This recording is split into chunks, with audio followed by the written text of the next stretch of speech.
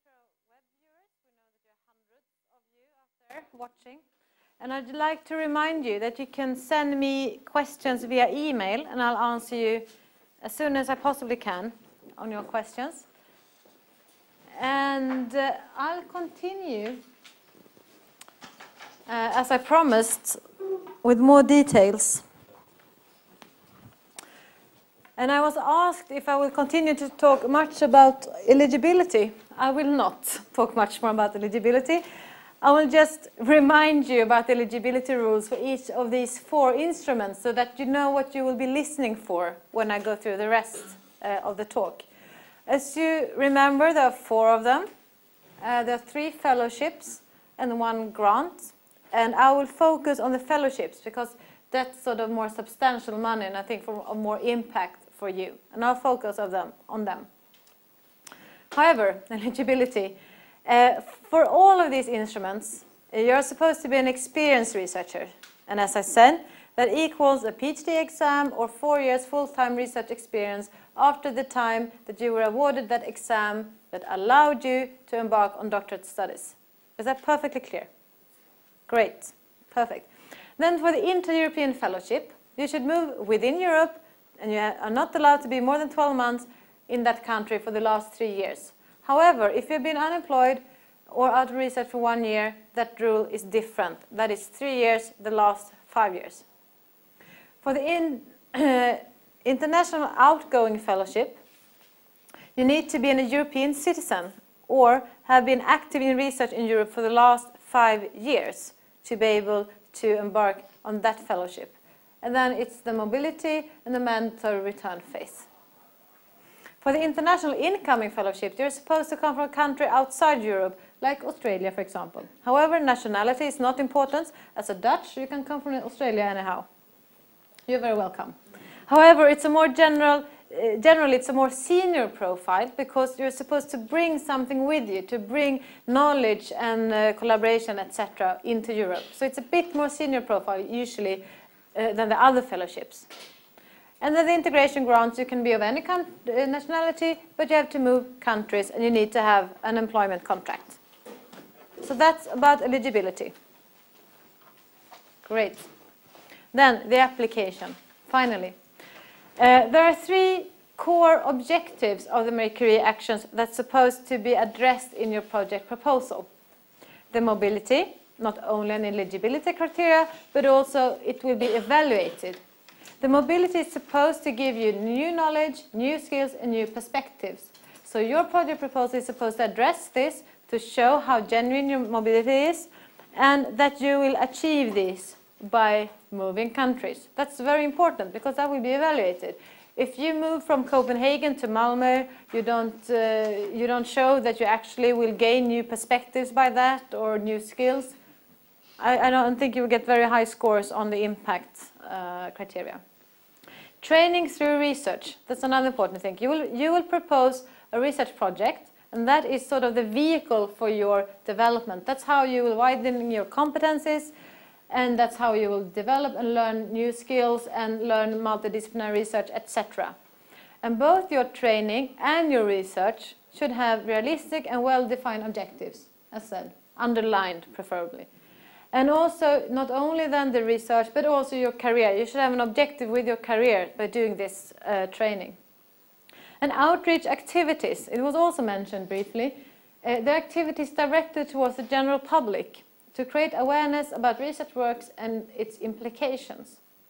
And this is supposed to be integrated in the whole part of your proposal, not only something at the end, in dissemination, etc., but it should be included in your objectives of your career, for example, in your work plan to show when and where and how you're supposed to do your seminars or when you're supposed to Twitter and be on Facebook and everything. So integrate outreach activities because that will also be evaluated. So these are the 3 major parts that's supposed to be addressed in the project proposals. So the evaluation criteria, this has been said. I think I will say it again. There are 5 different evaluation criteria. There are thresholds on 4 of them. It's 3, 3, and 4, and 3.5 out of 5 that you need to reach to be even considered for funding. Then you will probably need higher score to be funded, but this is the minimum level of an acceptable proposal that's supposed to be funded. And you as a researcher, that's very important. You need to score a 4 out of 5 as your experience and your researcher. And I'll go a bit more about what that's about. And then the International Incoming Fellowship, instead of training, you have transfer of knowledge as an evaluation criteria. And that is implicated by the purpose of the IIF. It's not so much training. You are supposed to be a bit more senior in profile and you're supposed to transfer knowledge. So that's why the evaluation criteria differs a bit here. But the thresholds are the same. And then they are weighed in different manners. And you can see that half of the project proposal consists of the science and technology quality and your researchers. And the rest of it is training, implementation, and impact. So they are very important. So do not leave the impact, for example, to the last part of your writing. Do them in parallel, I would suggest. So impact. So this is again then why the European Commission chosen to spend 5 billion euros on you. And the impacts are a bit different, and I'll go through them because I think it's important that you have them fresh in mind when you start.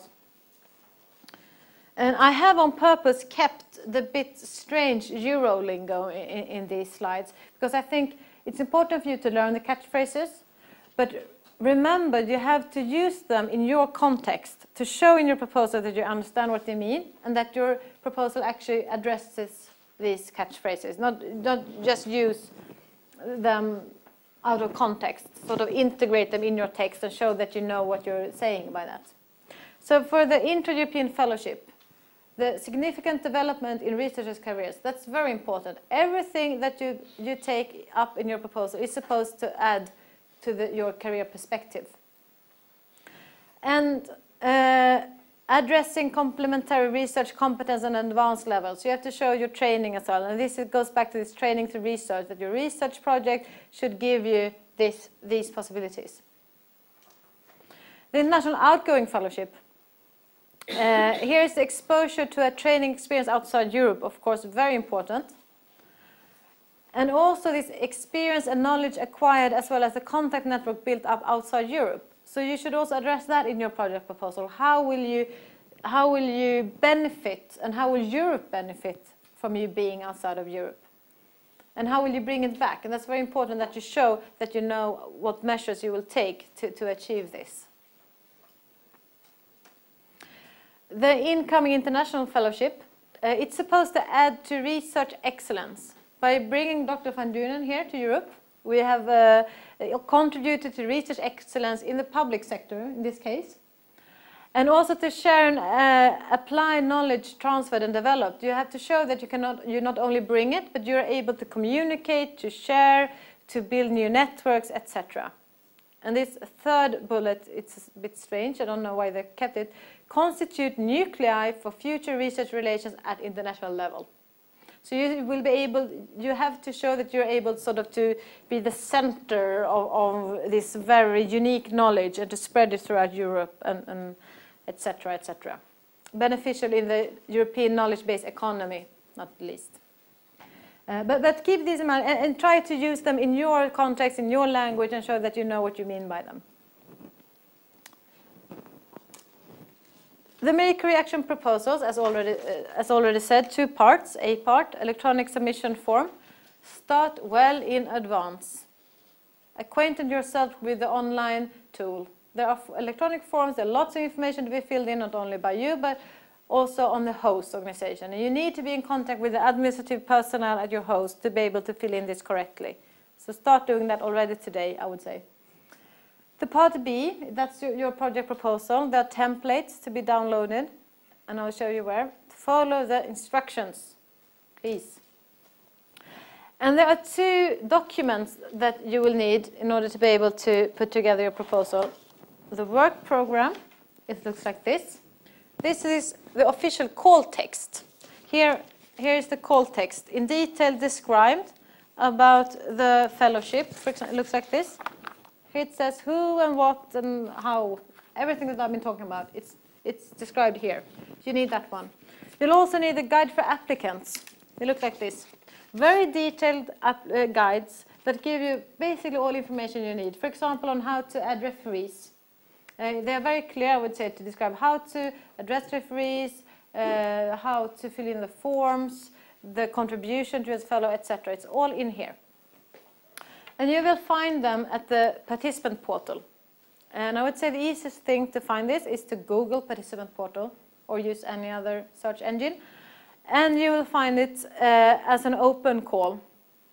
In this slide is only the SIG that's open, but if you go to the next page, you will see all Marie Curie Fellowships being published. And there you can, yes, in the people section, open. Yes, this will be then the Inter-European Fellowship. And here you can download the work program that I showed you, the guide for applicants, the common part, and this is where the referee procedure is described, and then a specific part for the Inter-European Fellowship. Download them and read them. This is also where you enter to the EPSS, the Electronic Proposal Submission Service tool, here. And you should register. Do that also already now, but then you need the title and acronym of your project, as said. You cannot change that later on. And do that and acquaint yourself, and you can should also see that Safari is not supported. Do not ask me why it doesn't work, because it's Safari.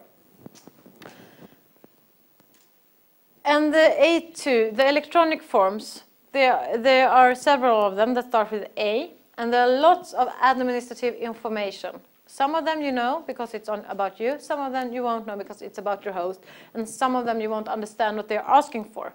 Luckily then, in the Guide for Applicants, there are very thorough instructions on what information to be where. So follow them and read them, and I think it will be much clearer then. The B part, as said, there consists of 6 different ones, and as you can see, they also follow the evaluation criteria.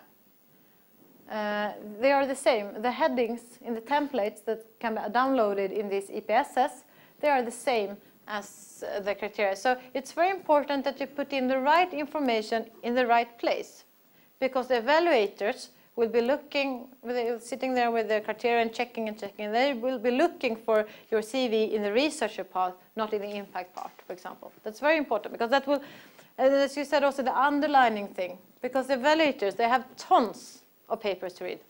I mean, these are it's like 25 pages, and if there are lots of you, lots of pages. So make it easy for the evaluators, and by the very least, make sure that you put the right information in the right place. That's important. And I will go through, I have gathered some evaluators' comments on each and every heading. And I made that in order to maybe make it more feasible to understand what they're looking for in each of the headings. I've chosen some good ones and some negative ones. So you know what they're looking for and what they're not looking for. And as you've understood, the competition is quite strong. You need a score around of 90 out of 100 to be able, and sometimes even more than that. So what the evaluators will be doing, they will be reading your proposal and looking for things to deduct from your total score. They will be looking to things to say, oh, it's not here, it's not well defined, it's not detailed enough, etc. Make sure that they cannot do that easily on your application. Make sure that you have detailed, clear, and structured information on what they are asking for. So, for example, here under B1, the evaluators were very happy to see that the social and economic aspects of the research are correctly addressed. That's the timeliness of research. It's relevant to perform this research at this time. The methodology and approach is appropriate for the research field. Good, you have chosen the right methodology. Remember to describe why you have done that, so you convince the evaluators that you have done the right choice. Timely and relevant, considering the impact of ongoing climate change on the bioconservation. Put your research into context. This is what's happening right now in this area. This is why I'm going research on, and that is very important. So that the evaluator should feel very satisfied that, okay, they're doing this and they're doing the right thing at the right time. Good. Yes, the research objectives are not clearly identified in the proposal. That's a very common comment. And I think it's a very easy one for the evaluators to do. If they cannot find and do not understand the objectives, it will be a setback directly. So make sure that there are bullets, they're underlined, they're bold, etc., that it cannot be missed. They should also be realistic. As I said before, they should be feasible within these 2 years. And it should also be original. Here it says, the originality of the proposed research is only briefly addressed. So it's addressed, but not detailed enough. Make sure that you really argue for your research project in detail. The institution's expertise in the field is only generically described. This is also something that you have described the expertise, but not detailed enough. Do not just say that KIs is a very old and very good and known institution. Make sure that you describe why they are good at this research that you will be performing. What are the experience in this field, etc. They should not be able to make that kind of comment. I'll move on. Any questions on the B1? I can take questions on each of these parts, so I'm sure it's clear for everyone. Yeah, great. B2, training. The host expertise in training experienced researchers in the field is good. Okay, so you have to make sure that the evaluators know that your host has been doing this before. They have had Marie Curie Fellows or any other kind of postdocs, experienced researchers, and their career perspectives have been better off by being there. Have a track record. What kind of supervision track record does your supervisor have? What are they doing now? What are the former PhD students? Are there professors anywhere? Where are the postdocs? Are there Nobel laureates? Whatever. Put that on a list. Make it obvious for the evaluators that you're in a good place and your career perspectives will be better off being in this group. And this is a black one. I think it should be red. The training objectives are only generally stated. That's, of course, is not a good thing. It's a drawback. Generally, it's a very common comment. Do not make it easy for them to say general. Make sure you detail. It's about you. It's about your project and your group, not general things. Lacks details regarding the content of the training courses. If you will attend a leadership course, make sure that you describe the content of that leadership course and describe why it's important in the second year for you to take that course and what that will add to your career perspective. A career development plan is not explicitly presented. So make sure it's very clear what you plan for your career by taking your training through research project, the mobility, the outreach activities, what will that give to your career? Make sure that it's shown that you have thought that through and able to show it. Any questions on this part from the B2? No? B3, the researcher. So this is about you. This is the one that has 4 out of 5 to even pass the threshold on being eligible for funding. So you have to present yourself, what you've been doing, your CV, etc. If you're not so very senior profile, if you just have a PhD the last year maybe, then you have to show your potential, that you're very good at, if you would be given the opportunity, you would be very good at doing it, for example. So the researcher has shown independent thinking through research and teaching. So show what you've been doing and use it as a good thing, to show what you've learned out of tackling a research question, for example. The applicant's past research experience is thoroughly, including a complete and well-written CV. Make sure that it's easy for the evaluators to follow your line of thought and to follow your CV and to directly see what kind of experience you have in teaching, what you have in research, etc. The applicant's skills and experience are fully adequate for the proposed research. And this is also important because the training through research means that you'll be able to perform the research, but you will be able also to learn something from it. So it has to contain something that you know, but a new something that you do not know. So it's widening your competence. So you need to sort of make the research project fit your profile and also your career plan. And I think that takes some time and some dialogue with your host, your supervisor, etc. Put some effort into this, I would say. It is not specifically addressed how this project advances the fellow's professional career and position. So here's a fellow has not been able to describe for the evaluator what this particular research project will add to the career perspective. The research project might be very good, it might be very timeliness and very relevant, but for this certain fellow it will not add anything to his or her career perspective. So that's very important to keep that in mind all the time, also writing the research part.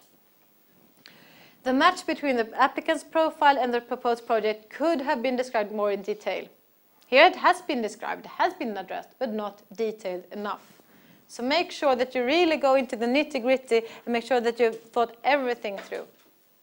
Because they not only want to have it there, they want to be in detail. Yes, a question. I was just wondering about the CV, because by then you have written quite a lot about yourself already. So are they looking for having another one A4 CV, typical looking? This is a question about the CV for web viewers. And if you look in the guide for applicants, actually they are asking for this, I think, a classical CV, but also your research results and experience put in context. I think you're asked to give 3 achievements and describe what you have done, more describing yourself. And then to that, a more classical CV with exams and teaching, awards, etc. So there are sort of 2, in parallel. Any more questions on the B3 part? Huh? Before the implementation, so this is where you describe how your project will be run. Make sure that you add everything into this, not only the research project, but also the outreach activities, for example, administrative challenges there might be, your teaching, etc. Add everything into the implementation to show that you have been thinking this through. You know exactly how this project should be run. For example, the infrastructure and facilities of the host are appropriate for the project. Great. The fellow has been able to describe that I will be doing this advanced methodology and my host will be able to provide me with what I need. That's very good. The practical and administrative arrangements to the host, the applicants are good. To host the applicants are good. That's also important, because you should not be spending this valuable time that's very important for your career to muddle around with administrative challenges. So make sure that you know where to go, what to do, who to ask, etc. The feasibility and credibility of the project are overall demonstrated and supported by a work plan. Work plans are very good to show when and where and how you will perform the project. Then the negative ones. Milestones, risks, and contingency plans not sufficiently addressed. Again, sufficiently. You might have said that, oh, I have a plan B, it's fine, but you have not been sufficiently describing it. So in detail, again, have a plan B. If this doesn't work, what will I do? What are the risks? How high are the risks, and what will I be doing if it doesn't work out? If the antibody doesn't work out the way I thought, are the alternatives, etc. Milestones. Define milestones not only for your research project, but also for your career, also for outreach activities, etc. Be detailed and remember that this whole project is not only about research, it's about you and your career options. Practical administrative arrangements are not elaborated sufficiently and convincingly demonstrated. You have to convince the evaluators that you know about everything that you need to know to perform this project. The implementation is about how to perform, that you have everything in place, that you know where to go and what to look for, and that you have the material and methodology that's needed. It's very important. Any questions on the implementation? And also I just say, do not just use general texts here. Make sure that you put it in context in your research group for your research for yourself. Not only, oh, KI has lots of good publications in the libraries, but they have the publication that I need for my project and they have the sorted under A to Z or something. So I'll move on. B5, the impact.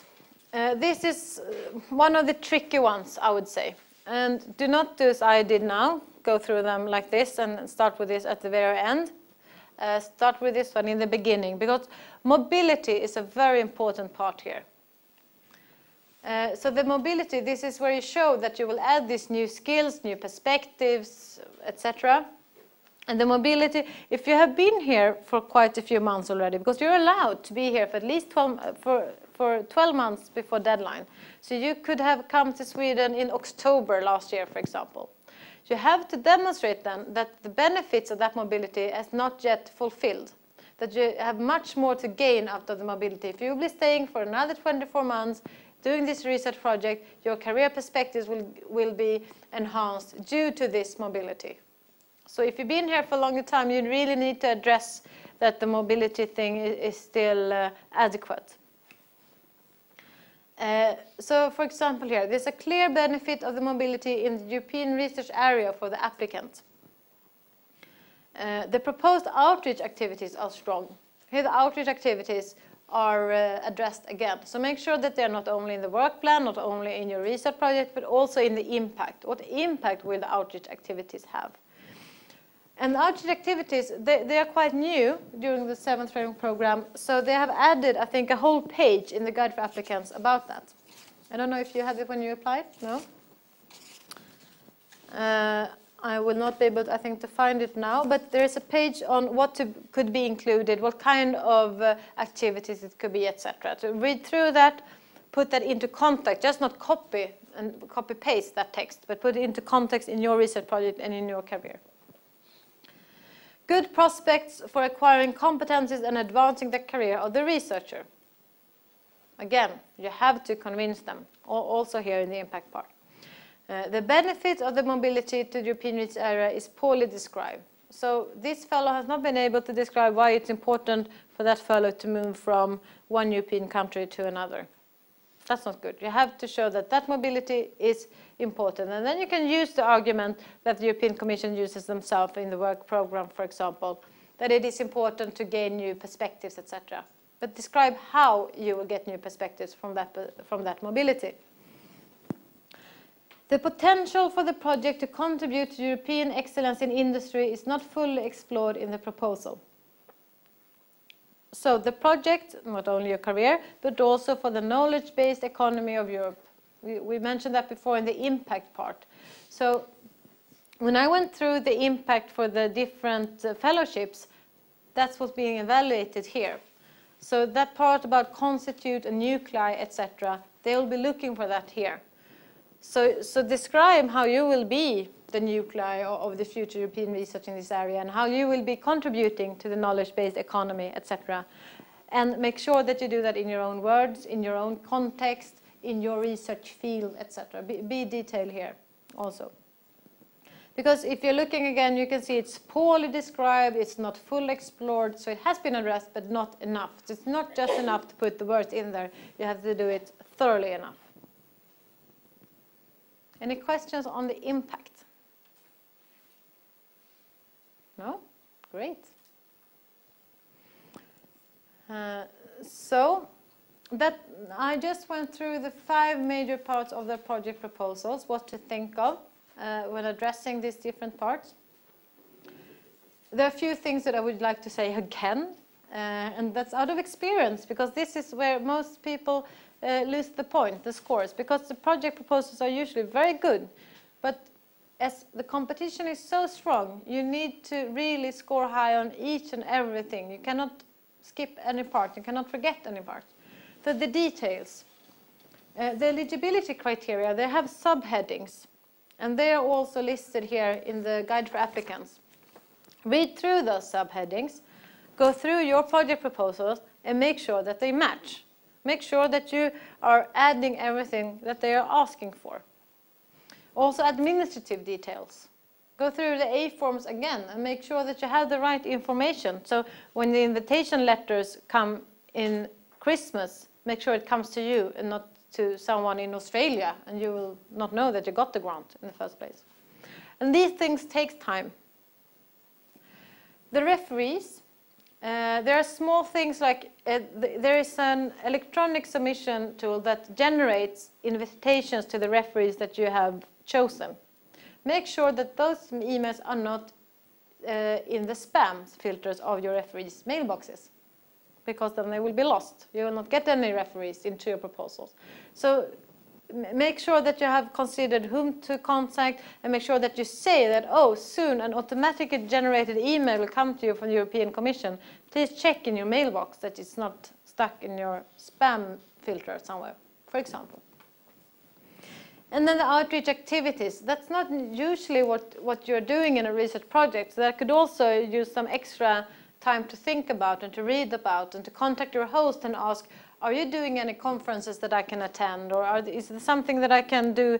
Do you visit any schools? And try to sort of use your host organization's activities. So you don't have to make up everything yourself.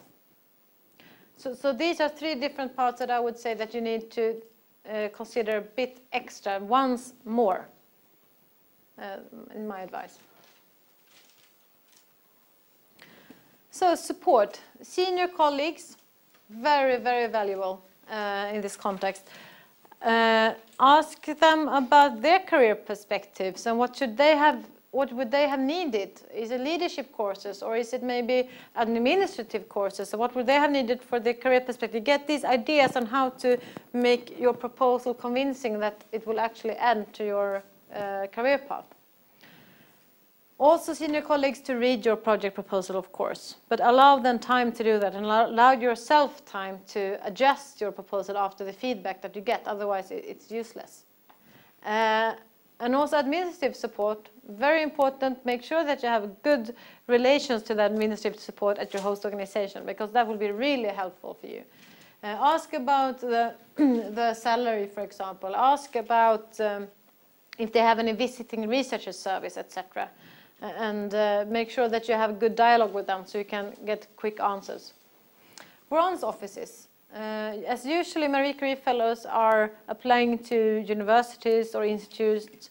There are usually grants offices there, and they're usually, as you said, they should be have experience for hosting Marie Curie Fellows. Ask them, and not if you don't, even if you don't have a concrete question, get in contact already now and say that I am planning to apply for a Marie Curie Fellowship in your organization. What should I be thinking of? Do I need any kind of approval that I'm applying to your host organization? Are there any procedures I don't know of, for example? Just contact them. Make sure that you have an open dialogue so you know when they're going on vacation, for example, and you know what's asked for you.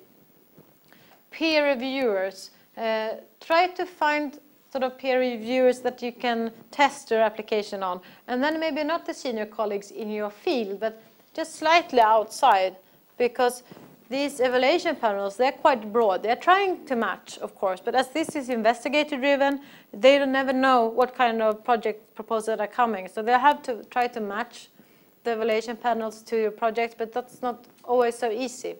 So make sure that someone reads it that is just slightly outside your very detailed field, and I think you will get very helpful feedback from that. And usually those persons can also look a bit more for the career parts and for the outreach activities if they're not so into the research project and also blinded by the very exciting research that you will be doing. And in addition to this I think quite good network of support mechanisms, you have me. You can contact me, and I would just like to remind our web viewers you can email me as well. I will not be working the whole summer though. I will be here for at least at the end of June, and then I will be available a bit during the summer. But I will advise anyone who thinks that they will like to have assistance from me in this process, contact me in June, and then we will be able to discuss how we can interact during the summer. If you do that, I can also have a look at your applications, if you would like to. But then I will need to have your contact already in June so that we can elaborate on how and when, etc. And you reach me on my phone, but more general on my email. So send me an email and I'll get back to you. Thank you. Any questions on this? Yes? How important are the referees? I've seen that you can or you but you don't have to specify referees. Yeah, the question is about how important are the referees. You can choose. It's not mandatory, but I would, if you have referees that you could use, I would recommend you to do that. Because as I said, anything that can push your application a bit further up the scale is good. I would say, yeah. Yes? And who are the best referees to use? Who are the best referees to use? The country that you're from, so I'm coming to Sweden, or the people that I'm working with now? Yes. The best referees to use. I would say, and maybe my colleague can add to this afterwards, but I would say that you're supposed to describe yourself in the research part. And you'll have to show your major achievements, for example. If you can find someone that corroborates your story, to say, oh, she is really good, she really did this major achievement, she is really the one behind this publication and made us internationally known. I would say that that's a good referee to choose. Someone that can say that this is a very good person with potential and to be able to tackle whatever comes ahead, etc. And we can take a bit more about that later, maybe. Any more questions? Is the supervisor a good referee? The supervisor a good referee? I would say no, because the supervisor will be a beneficiary. So I would say no. Let's say someone wants to apply for the integration grant as well as a European fellowship. Is that possible? A question about applying both for the integration grant and for the fellowship. You cannot have active applications at the same time. So if you first submit a fellowship and then a career integration grant, the last one will be the active one. So you cannot have two. No. But the career integration grant, they have 2 deadlines. So it will be 18th of September and most likely one in March next year. So the career integration grant has 2 deadlines per year. And the same mobility rules apply then? Yes. In case, I mean, if you are for a year. Yeah, year from deadline. So, but as there are two deadlines per year, you might be able to fit in both if you're lucky. So you're already, if you have, let's say, an already a contract with someone for more than 12 months, by the 18th of September, are you still eligible? About eligibility and career grant, no, you cannot. You're not allowed to be in the host country for more than 12 months from the deadline. Okay. Yeah. Any more questions? Then I will give the floor to Morten Jansson, my colleague at VINNOVA, who will come through this door. And he will be talking a bit more about his experience with working with these kind of grants for quite some time, I would say. Here you go.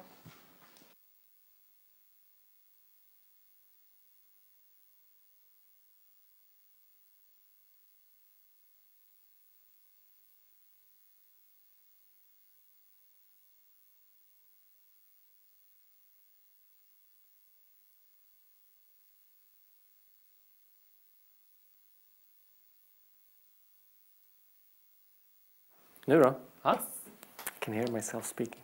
Well, to be honest, you've had an excellent presentation for the last 2 hours. So for me to add much to this is quite difficult, I would say.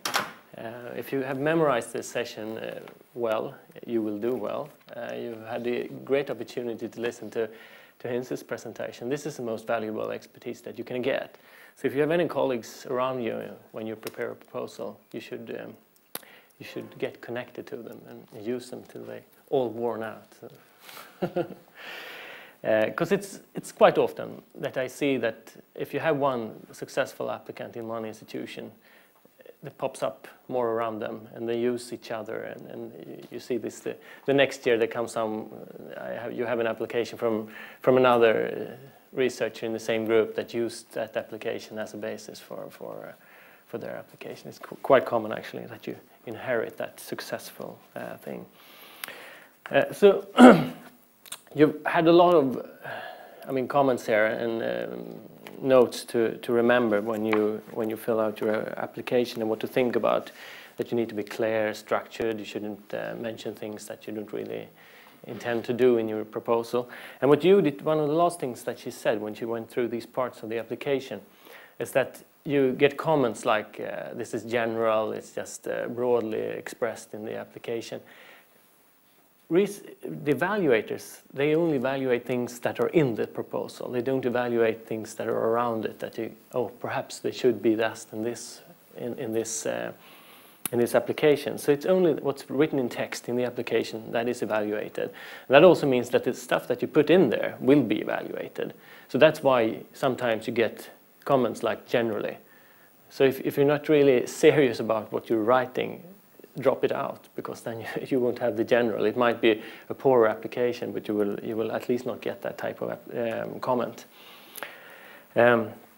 We've gone through hundreds of applications to look at these type of the comments that you get on your evaluation summary reports, and they look like this. It doesn't matter if you go through 10,000s of them, you will get the same type of pattern. And this has been like that for the last decade or so. But I was quite interested in knowing how many of you are actually planning to put in an application this August. That's very good. And I can't see the other ones, hundreds on the web. So how many of you have already started and connected to your host?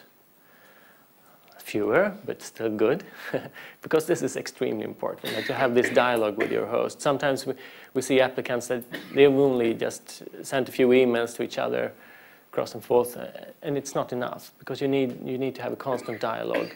And also when you put in your applications, to get the information when your application has been received and when you get your feedback on it. It's quite common that Judith gets common emails that I haven't heard anything about my application. And it's just because the host hasn't really told her that he or she has actually received the comments on the proposal. So that dialogue is very important. Keep that tight, I would say. And both Hinz and Judith said eligibility. You check it and recheck it again. If you're uncertain of anything, contact Judith. It's extremely important. It's so silly to put weeks into an application and then you just fall off out of formalities. It's very stupid. I would never underestimate the grant offices. You shouldn't have two electronic things in the same pocket, that's why. So, shouldn't underestimate the value of the grants officers. Yeah, I mean, you have 3 representatives from Swedish universities in this room today. You have the same support in basically every university in Europe, so it might look slightly different, but it's extremely important to fill out some of the parts of these applications, especially the ones that is brand new.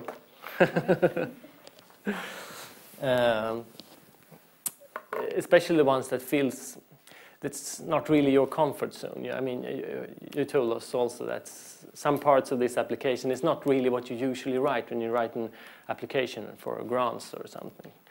And that's also another thing, that don't reuse an application for a stipend or something like that, because this application doesn't really look like that. I mean, you have your idea of your science, you know that, you can write it anyway. But write it fresh, because it won't fit into this format and it will just look silly.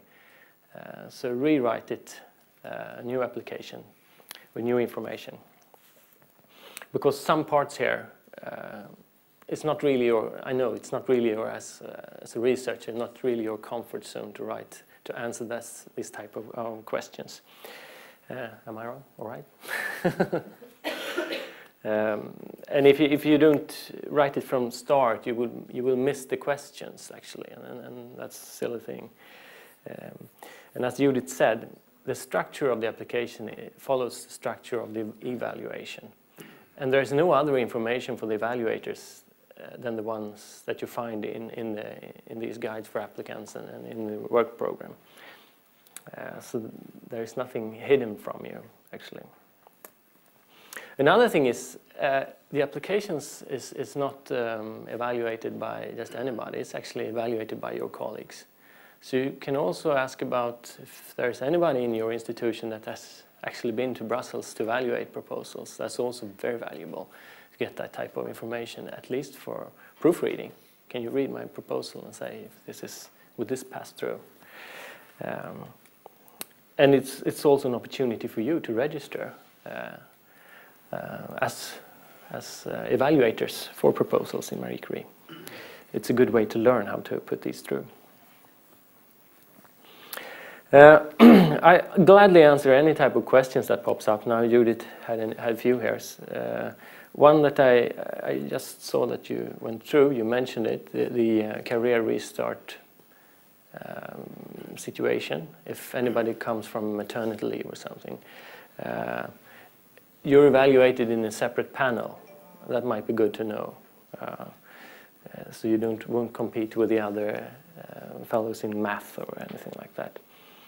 It's a reason for that, because there has always been a push for this, but they never came through in the panels when they had to compete with the scientific panels. So that's why they came in a separate one.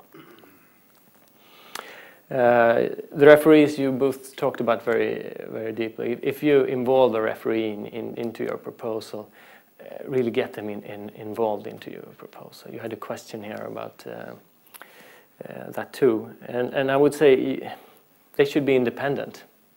A reviewer, a referee, they shouldn't be dependent on you or on your success. So that has to be quite clear when you recommend them.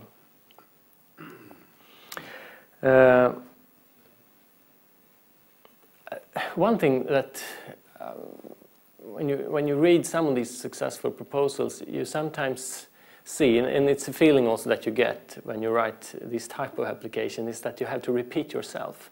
And I mean, you can sometimes get quite boring to say pretty much the same thing, but since it's under different sections, you might have to repeat yourself, perhaps in a slightly setting, but you say the same thing as perhaps 2 or 3 times in the same application. That's nothing wrong with that. That can be good to know, because if you drop it out at those 2 out of 3 places, you might drop scores on your application. This is a matter about clarity. It's about the same thing as underlining your aims in a proposal.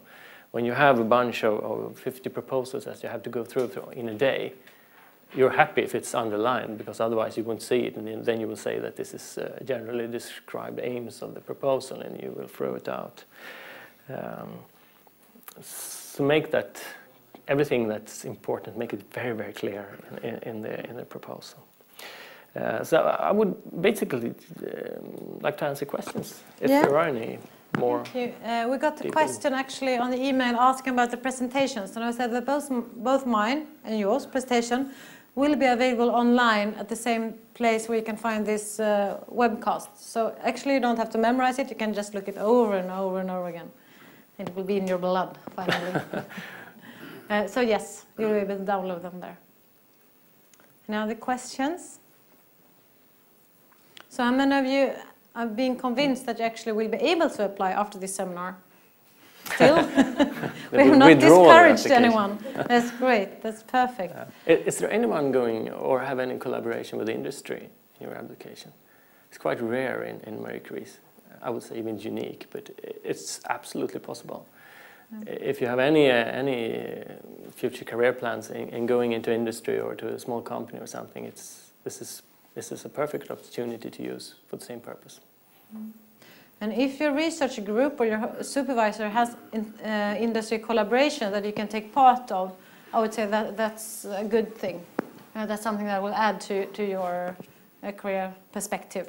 So add that kind of collaboration that's already ongoing in your host. But that then should be your supervisor or your group, not sort of on a general level, because that would just be this general thing again. So if not any further questions, there will be some coffee and cakes, I think, outside, and you can talk with each other and with me, and maybe Morten or able Absolutely, to I'll stay around yeah? for a while. Okay, thank you very much for coming. And thank you. Thank you.